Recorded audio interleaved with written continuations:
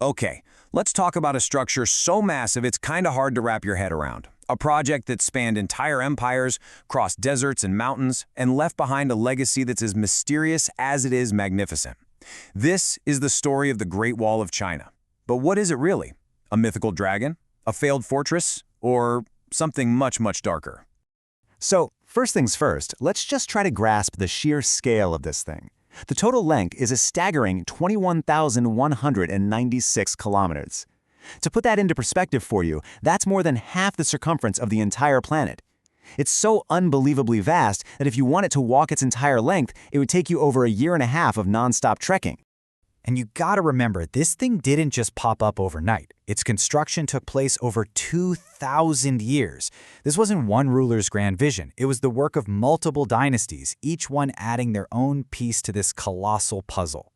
But, and this is a huge but, all of that incredible work came at a truly devastating human cost. It's estimated that nearly 500,000 people, 500,000 people, lost their lives building it. And that number is the key to understanding one of the wall's darkest secrets. So that brings us to this really haunting question. How did one of the great wonders of the world, a symbol of immense national pride, get a nickname like the world's largest cemetery?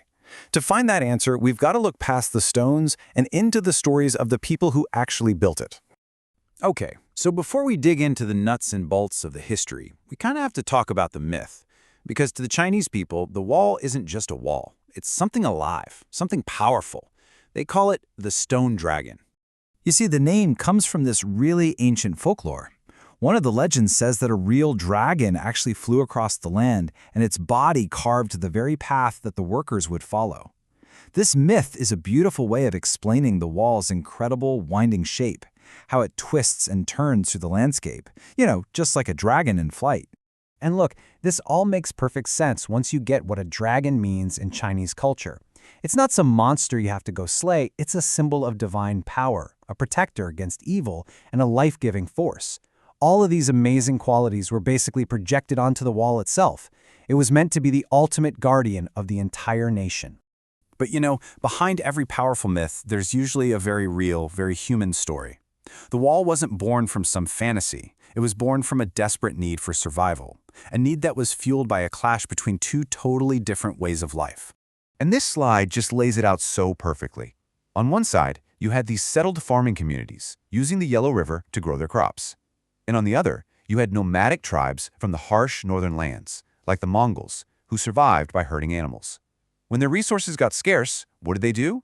They would raid the farming villages. The Great Wall was supposed to be the final answer to this constant, terrifying threat.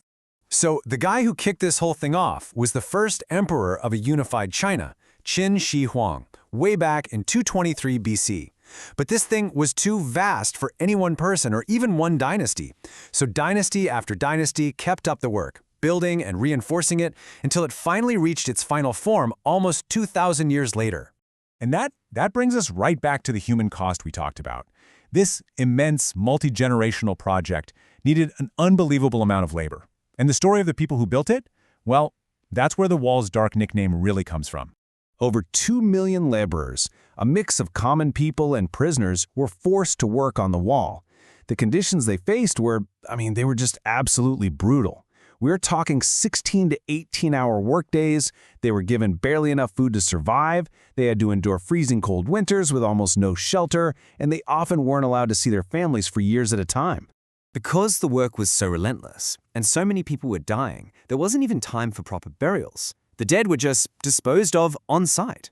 Thousands upon thousands of workers were buried in mass graves right next to the wall. And some legends even claim that many were actually buried inside the structure itself.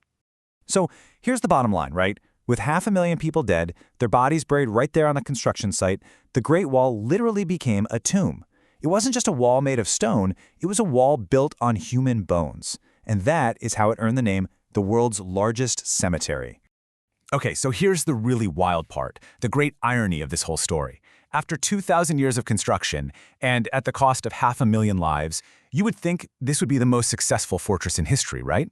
Well, a lot of historians would tell you it was actually a failure.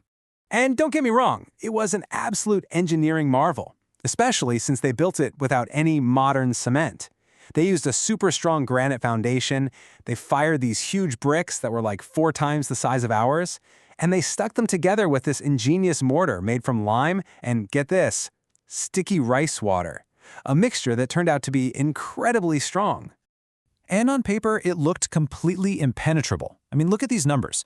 25,000 watchtowers manned by 600,000 soldiers. The wall was wide enough for 10 soldiers to march side by side. It had slits for arrows and mortars, and even a network of secret tunnels for moving troops around. It was designed to be the perfect defensive system.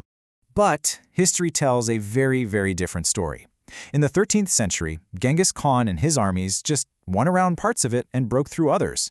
The Mongols broke through again in 1550, and then, the most devastating blow of all, in 1644, the Manchu army got through, which led directly to the collapse of the entire Ming dynasty. Time and time again, the impenetrable fortress was penetrated. So if the wall ultimately failed at its main job, as a military fortress, then what's its purpose today?